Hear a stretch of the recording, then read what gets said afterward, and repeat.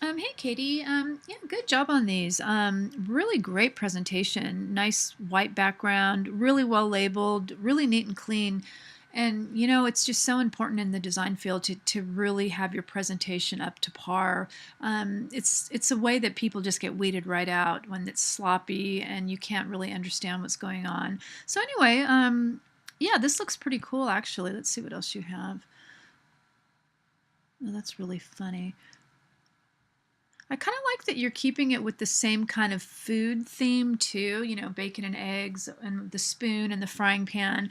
I just think it kind of helps. I mean, some people will have a lot of these objects and then they'll throw in some like candy or something and it just doesn't visually, the viewer always thinks, "Oh, why'd they put that in there?" I really like your crinkly. Yeah, so overall I think that oh, that's funny, the hamburger. So it's kind of like um, a dissociated hamburger. Broccoli feet. This one's cool too, actually. Oh, I like this one too. So actually, I'm going to show you some images in a second. One thing you could think of, which is going to make make it really come alive a lot more, is look at it from different perspectives. I know students have a tendency to first approach things really head on, and that's one point perspective, or we're just seeing one side of these, right?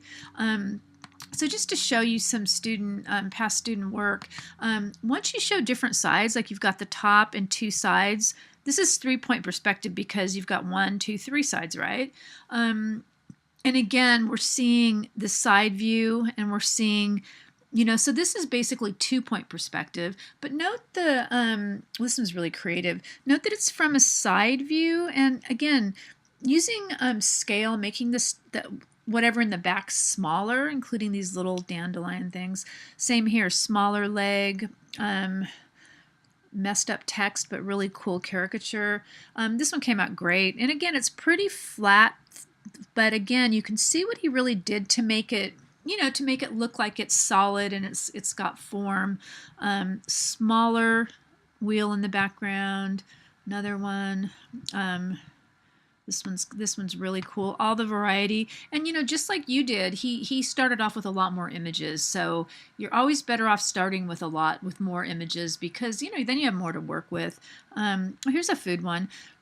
Now he kind of went out of control with some of these, but overall I think the caricature looks really fun the way he put these utensils together. The background a little overkill. We don't really want to create a whole scene. We want to create a strong caricature, some type that goes with it, and then when we come to do the background, we want the background to be more muted than this so the caricature stands out. This is great. I mean, I love his background and I like that he did grayscale. And here's another computer one that's really successful as well. And again, notice the way the objects, and again, using 2-point perspective, and you can see this backside smaller. That one. So yeah, so again, you kind of get what I'm saying. You can see the side of that. And I'm not saying you have to do this or anything, but again, it's going to have more depth because even this one is still all, 1-point perspective looking directly at it. And it tends to look a little flatter. And that's just the way perspective works. And that's why people study perspective and in drawing and in other medium, they learn how to create 3D depth on a 2D picture plane. So anyway, let's go back to yours. Probably babbling too long. I like all of these. I would just really work. I think this is the most fun for me. You don't have to keep any of these same scale.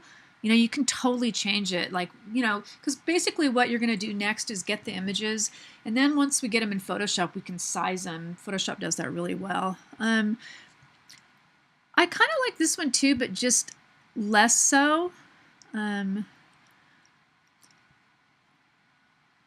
this one's really fun too. But let me just show you. Well, I'm going to do a Google. I can show you quickly here. So let's say you're looking for a hot dog. Here, I'm in Google image search, right? So I'm going to say hot dog. And then you click images, right? And there's some tools to getting Well, I'm glad that my internet is super slow. Oh, come on.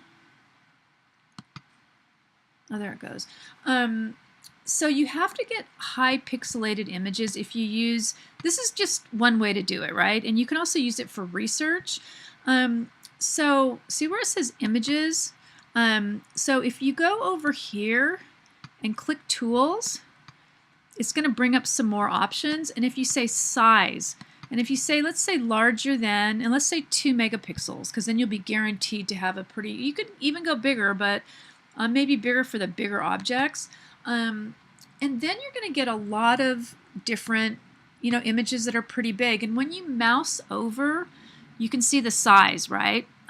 2600 pixels. That's okay. That's pretty big. Another thing to do too is to say show sizes, so then you don't even have to mouse over. You can just see the pixel sizes right there. And it's just, and even if you don't use Google image search, and you really should take some of your own pictures because it's such a good skill to have, you can do a lot of research this way. So you can get some ideas just at the way, things look, and, let's say you want to do, let's say pickles or something. And again, there's so many different kinds of pickles, right? You don't want to use drawings, so try to avoid that. So anyway, just giving you some pointers. I'm going to do a little video about this for everyone, so I don't have to keep repeating myself like a broken record. Like I'm sure I'm just really boring the heck out of everyone. But anyway, yeah, nice job. I think these look great. Okay.